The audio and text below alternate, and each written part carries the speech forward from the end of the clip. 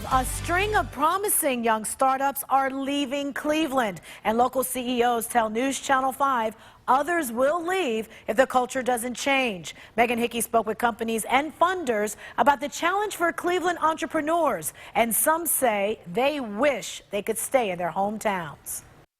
I've learned the biggest challenge is for software startups. Companies tell me they want to stay right here in Cleveland, but right now they just can't find the investors.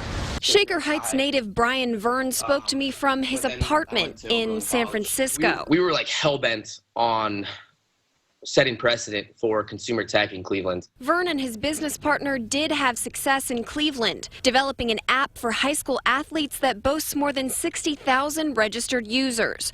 But Vern said his company was forced to relocate because Cleveland investors just weren't willing to take a chance.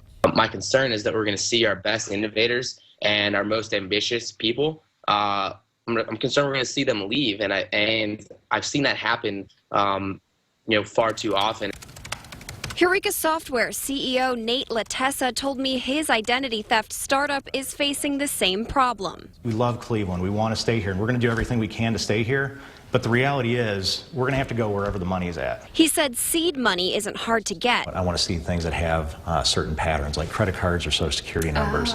But it's during the second stage where investors are hesitant. It's a real challenge that we still need to address. Ray Leach is the CEO of Jumpstart. He told me he's been working for 10 years to try to fix this problem. There haven't been funds in Cleveland that have been investing that amount of money in early stage companies in Cleveland, particularly over the last 3 or 4 years. So that is a big challenge. Leach says state money is on its way to help. But in the meantime, companies like Phenom and Eureka have to keep their own interests in mind. At the end of the day, we've got to go where we're going to be successful.